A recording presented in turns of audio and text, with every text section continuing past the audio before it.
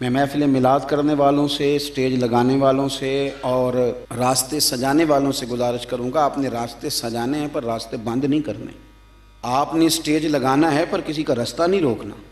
ہاں کسی جگہ متبادل راستہ ہو تو معاملہ اور ہے، لیکن کوشش کریں کہ کوئی ایسا کام نہ کریں جس سے اذیت ہو، تکلیف ہو، اس لیے کہ نبی پاک صلی اللہ تعالیٰ علیہ وسلم کا میلاد منانا ہے، آسانیاں تقسیم کرنی، کوشش کرنی ہے آپ حضرات نے، جد و جہد کرنی ہے کہ ہم کوئی ایسا کام نہ کریں جس سے نبی پاک صلی اللہ علیہ وسلم کو تکلیف ہو۔ کچھ چیزیں ایسی ہیں جس سے حضور کو تکلیف ہوتی ہے۔ حضور فرماتے ہیں من اذا مسلمن فقد اذانی، جب کوئی میرے مومن کو تکلیف دیتا ہے تو مجھے بھی تکلیف ہوتی ہے۔ حضور فرمانے لگے من راغب عن سنتی فلیس منا، جب تم میری سنت سے منہ موڑتے ہو تو اپنا میرا رشتہ کمزور کرتے ہو، تمہارا مجھ سے پھر تعلق نہیں رہتا، فلیس منا، وہ ہم سے نہیں ہے، یہ لفظ حدیث۔ اور فرمایا جب تم چھوٹے سے پیار ہی نہیں کرتے، بڑے کا ادب ہی نہیں کرتے، من لم یرحم صغیرنا ولم یوقر کبیرنا فلیس منا، تو پھر تم ہم میں سے نہیں ہو۔ تم اگر رسول کائنات صلی اللہ علیہ وسلم کے غلام ہو تو پھر توقیر بھی تمہارے مزاج میں ہونی چاہیے، شفقت بھی تمہاری طبیعت میں ہونی چاہیے، تمہیں ادب کرنا بھی آتا ہو اور شفقت کرنا بھی آتا ہو، پھر کسی قسم کی کوئی تکلیف دہ کام نہ کریں، ایسا کام نہ کریں جس سے نبی پاک صلی اللہ علیہ وسلم کو تکلیف ہو، حضور کو اذیت ہو۔ جب کوئی کسی صحابی کے بارے میں غلط بات کرتا ہے تو میرے نبی پاک کو تکلیف ہوتی، جب کوئی اہل بیت کے بارے میں غلط بات کرتا ہے میرے نبی پاک کو تکلیف ہوتی۔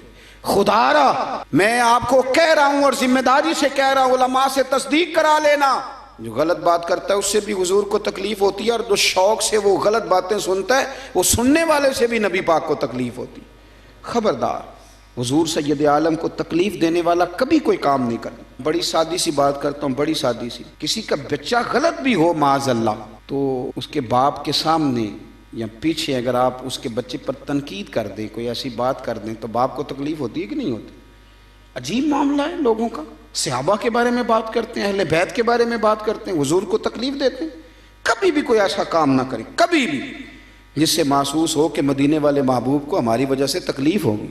اور یارو دیکھو،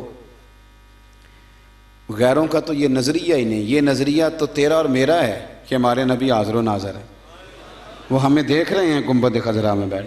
تو میں کیا کرتا ہوں، اگر ہمارا یہ نظریہ ہے تو ہماری ذمہ داریاں بھی تو پھر زیادہ ہونی چاہیے، پھر تو ہماری تنہائیاں بھی پاک ہونی چاہیے، پھر تو ہمارا تقویٰ مضبوط ہونا چاہیے، پھر تو دیانتداری میں ہمارا پہلا درجہ ہونا چاہیے، اس لیے کہ ہمارا نظریہ ہے کہ سرور کائنات صلی اللہ علیہ وسلم ہمیں دیکھتے ہیں۔ تو میرے عزیز کبھی بھی کوئی کام ایسا نہ کریں، محبت میں بھی نہ کریں، محبت میں بھی نہیں کریں، کبھی بھی محبت میں بھی حدیں نہ کراس کریں۔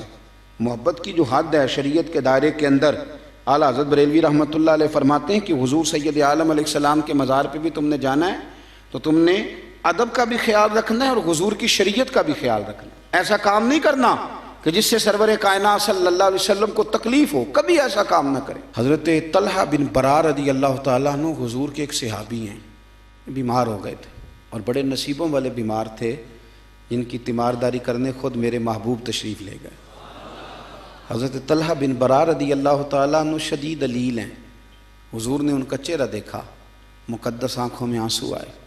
کریم محبوب صلی اللہ علیہ وسلم اٹھ کر کے ان کے گھر والوں کو بتایا کہ مجھے لگتا ہے میرا طلحہ آج رات انتقال کر جائے گا، اور جب اس کا انتقال ہو تو مجھے خبر کرنا اور تدفین میں جلدی کرنا۔ اللہ کے حبیب چلے گئے، جناب طلحہ نے اپنے گھر والوں کو بلایا اور بلا کے کہا کہ مجھے پتہ ہے آج میرا انتقال ہو جائے گا، مجھے پتہ ہے میرے محبوب بھی یہی کہہ گئے، اس طرح کرنا جب میرا انتقال ہو جائے تو میرے محبوب کو خبر نہ کرنا، اگرچہ ان کو ساری خبریں ہیں پر انہیں میرے انتقال کی اطلاع نہ دینا۔ یارو یہ بھی محبت کا رنگ ہے، اس کو بھی سمجھیں۔ ضروری ہے کہ آپ کسی کو کہیں کہ تو میرے گھر ہی چل کے آ، تکلیف ہی دیں، آپ کسی کو کہیں تو میرے لیے ایز اے اسپیشل کر کے وقت نکال اذیت میں ہی مبتلا کریں۔ فرمایا میرا انتقال ہو جائے گا پر میرے حضور کو تکلیف نہ دینا۔ طلحہ حضور کو نہ بلائیں، گویا حضور تو جس پر 4 تکبیریں پڑھ دیں سند ہو گئی کہ سیدھا جنت میں جائے گا، سند ہو گئی کہ خدا کے کرم میں آ گیا، تو آپ کہہ رہے ہیں کہ نبی پاک صلی اللہ علیہ وسلم کو اطلاع نہ دی جائے۔ سنو، جب عشق سکھاتا ہے آداب خود آگاہی، پھر کھلتے ہیں غلاموں پر اسرار شہنشاہی۔ حضرت طلحہ بن برا کہنے لگے تمہیں پتہ ہے کہ جن گلیوں سے حضور نے گزر کے آنا ہے وہاں یہودی زیادہ رہتے ہیں، رات کا سناٹا ہے، یہودی میرے نبی پاک کے دشمن ہیں، اگر رات کو میرے جنازے کے لیے حضور آئیں اور کوئی یہودی اوپر سے معاذ اللہ میرے نبی کو تکلیف دے دے تو میں نہیں پسند کرتا میرے جنازے کے لیے حضور کو تکلیف ہو، لہذا مجھے دفن کر دینا، مجھے سب سے زیادہ اپنے نبی کا آرام عزیز ہے، ذرا بھی تکلیف میری وجہ سے میرے رسول کو نہ ہو۔ یارو عشق کا یہ تقاضا بھی تو سمجھو نا، یہ والا ماحول بھی تو سمجھو نا، اس پر بھی تو تھوڑی توجہ کرو۔ حضرت طلحہ بن برا کا وصال ہو گیا، رات کو تدفین کر دی گئی، حضور کو اطلاع نہ دی، سارا کچھ جاننے والے رسول صبح آئے، اور تم نے مجھے بتایا کیوں نہیں؟ سونے کیا کرتے؟ اس عاشق زار نے کہا تھا حضور کو اطلاع نہ دینا، فرمایا چلو پھر مجھے بتاؤ قبر کہاں ہے۔ اور دیکھو یارو ساری دنیا گنبد خضرا پہ، اور یہ کتنا نصیبوں والا ہے جس کی قبر پہ خدا کی ساری رحمتیں پہنچ گئیں۔ حضور سید عالم صلی اللہ علیہ وسلم قبر پہ کھڑے ہوئے، اور یہ سرکار کا خصوصی اختیار ہے، ورنہ دوسرے جنازے کی اجازت نہیں ہے ہمارے، حضور کا خصوصی اختیار ہے۔ سرکار نے دوبارہ جنازہ پڑھایا اور دعا کیا فرمائی، بڑی انوکھی ہے۔ اس شخص کا یہ خیال تھا میری وجہ سے حضور کو کوئی تکلیف نہ ہو، کیا دعا مانگتے ہیں اللہ کے رسول؟ حضور فرمانے لگے اے اللہ، یہ میرا طلحہ جب تیری بارگاہ میں آئے نا تو اللہ جو تیری شان کے لائق ہے تو اس سے مسکرا کے ملنا اور یہ تجھ سے مسکرا کے ملے، اللہ اس سے مسکرا کے ملنا، اس سے مسکرا کے ملنا، اس پر کرم کرنا، اس پر فضل کرنا۔ دوستو یاد رکھو، اگر رسول کائنات صلی اللہ تعالیٰ علیہ وسلم کو کسی امتی کے سبب سے تھوڑی سی بھی تکلیف پہنچ جائے تو اس سے بڑی کوئی بد نصیبی ہوگی؟ اس سے بڑا کوئی مسئلہ ہوگا؟ کوئی ایسا کام اپنی زندگی میں کبھی نہیں کریں جس کی وجہ سے ہمارے پیارے رسول صلی اللہ تعالیٰ علیہ وسلم کو ہماری وجہ سے تکلیف ہو۔